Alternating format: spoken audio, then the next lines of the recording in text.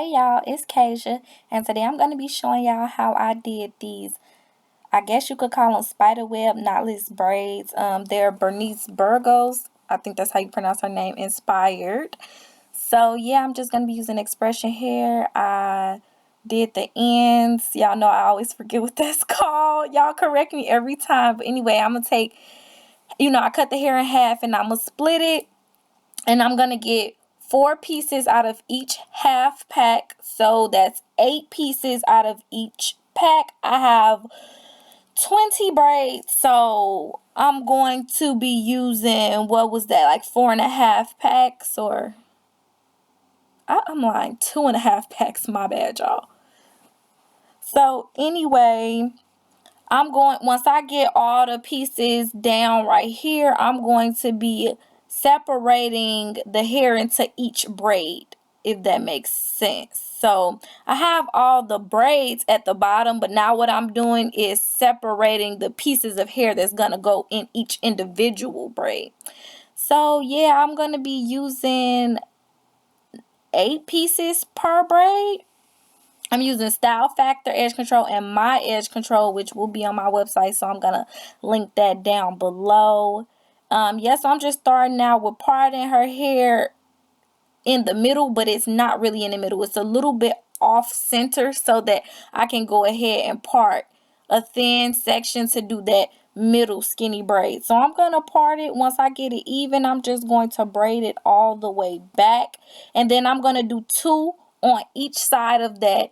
Kind of like if you were doing the large feed-in braids and you did the 2 small braids. You do the small braids in between. So if this were to be 4 feed-in braids, you'd have 3 braids in between, 1 in the middle and then 1 on each side. So this is exactly the same thing.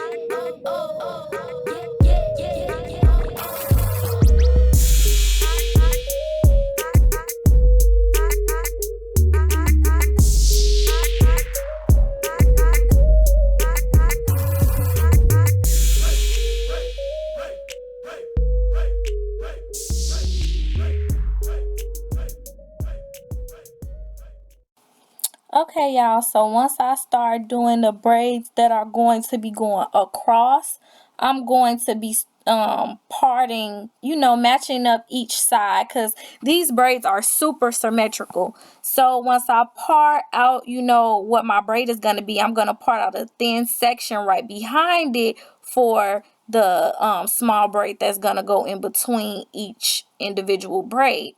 So I'm starting from the middle and working my way down. Now, you can start on one side and do a small braid all the way across. I did it this way because I was copying the braids that Bernice had. So I started in the middle and worked my way down each side. So there's 4 sections that went backwards, which made it 3 small braids going back.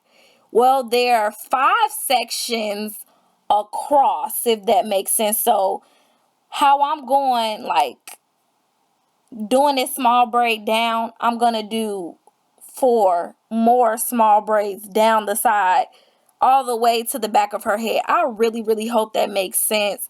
But yeah, I'm just basically taking 4 braids because it's 4 sections and it's 5 braids in each section. So that's 20 braids. I'm really trying to make this as explain this as well as I can using math, and because I'm good at math. So I hope that do help y'all.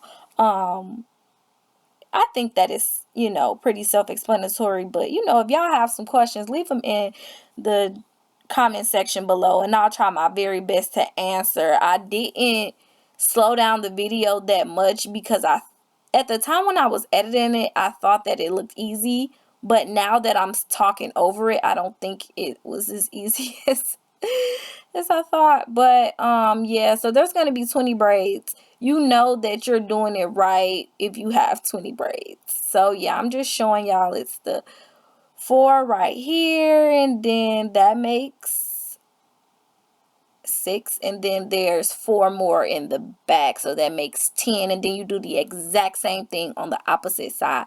But yeah, I did that off camera.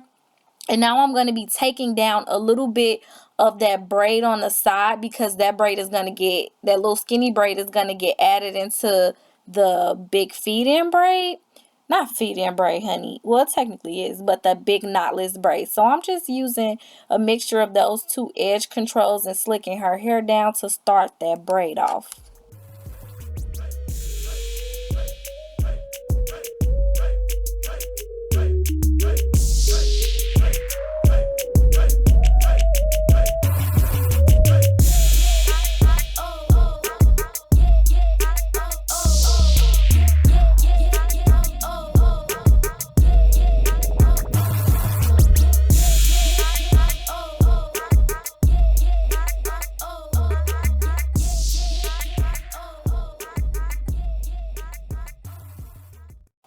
Okay, so I'm going to be splitting the hair into 3 parts.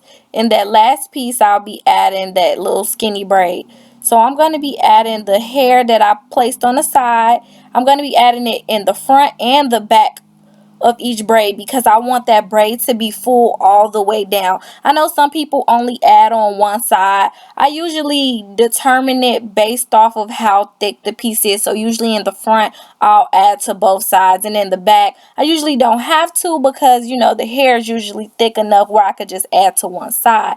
But yeah, I'm just going to be pretty much braiding that all the way down and tucking in her real hair underneath the braid. I'm not going to really go in depth on how to do a feed-in braid. I mean, not a feed-in braid. Honey, what are you talking about? A knotless braid, just because this isn't really a knotless braid tutorial. It's kind of more so focusing on the style itself and not just specifically how to do a knotless braid. So I'm just going to kind of fast forward this braid, and then the next one I'll slow down a little bit.